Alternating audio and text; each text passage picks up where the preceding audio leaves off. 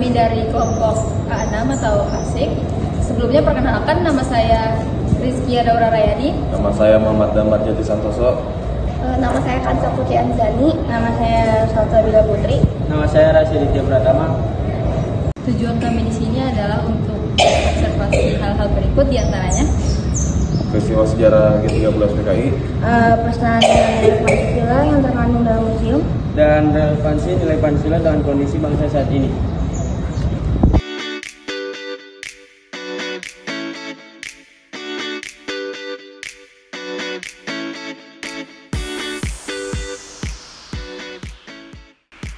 awal mula kronologi pemberontakan di malam 30 September. Peristiwa G30 PKI terjadi selama 2 hari, 1 malam, yakni mulai dari tanggal 30 September sampai 1 Oktober tahun 1965.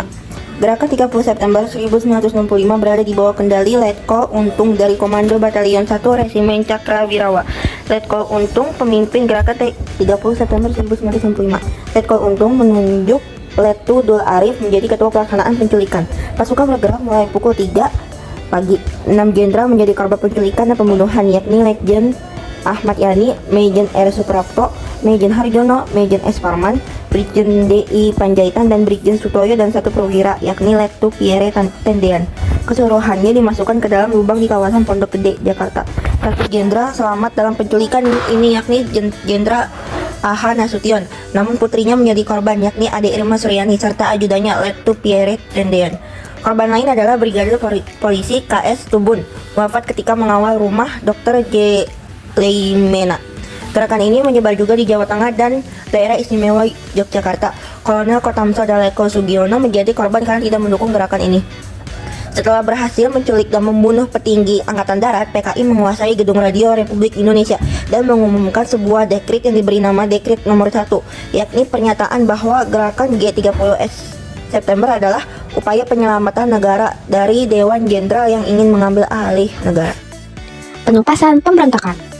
Akibat peristiwa pada 30 September 1965, banyak petinggi Angkatan Darat tidak diketahui keberadaannya.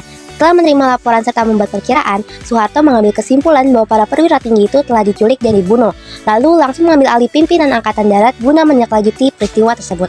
Pada 1 Oktober 1965, penumpasan pemberontakan G30 SPKI pun dimulai. TNI berusaha menetralisasi pasukan-pasukan yang menduduki lapangan Merdeka.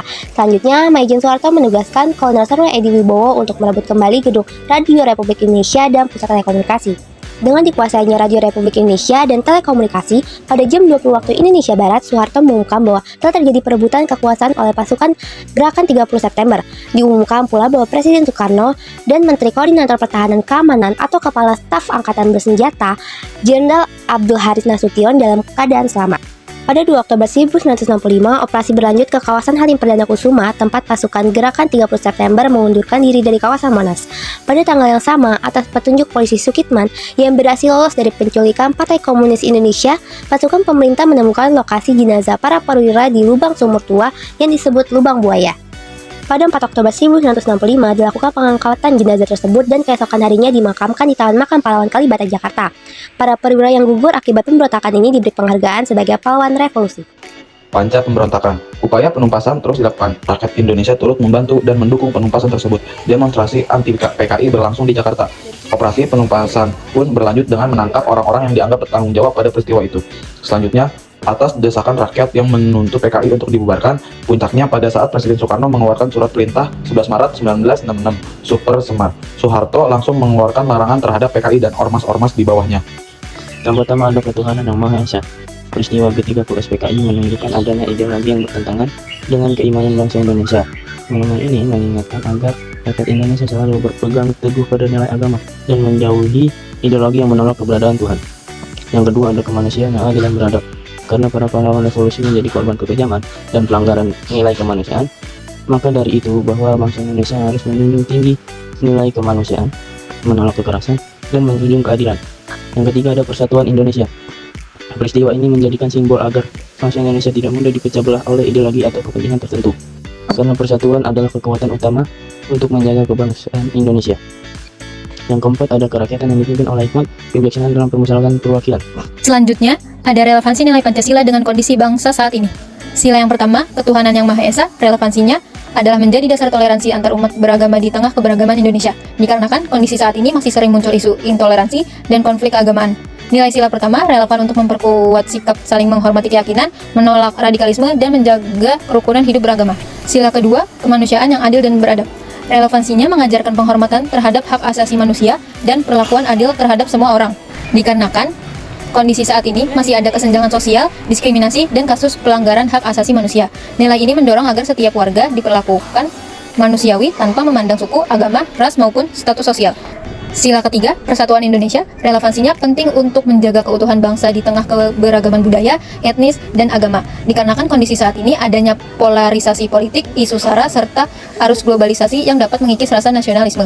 Nilai persatuan menjadi dasar untuk menumbuhkan rasa cinta tanah air dan menolak perpecahan. Sila keempat, ada kerakyatan yang dipimpin oleh hikmat kebijaksanaan dalam pemusyawaratan perwakilan. Relevansinya adalah menjadi pedoman dalam membangun demokrasi yang sehat dan berkeadilan. Dikarenakan kondisi saat ini demokrasi sering diwarnai politik uang, konflik kepentingan, dan rendahnya partisipasi masyarakat yang kritis. Sila ini mengingatkan pentingnya musyawarah, keterbukaan, serta keputusan yang bijak demi kepentingan rakyat. Sila yang terakhir, atau sila yang kelima, ada keadilan sosial bagi seluruh rakyat Indonesia. Relevansinya menjadi dasar pemerataan pembangunan dan kesejahteraan seluruh masyarakat. Dikarenakan kondisi saat ini masih ada ketimpangan ekonomi, kemiskinan, pengangguran, serta akses pendidikan dan kesehatan yang belum merata. Sila kelima mendorong kebijakan yang berpihak pada seluruh rakyat, bukan hanya kelompok tertentu. Kami dari kelompok 6 mengucapkan terima kasih karena telah mengikuti observasi kami pada hari ini. Kurang lebihnya mohon maaf. Kami mengucapkan wassalamualaikum warahmatullahi wabarakatuh.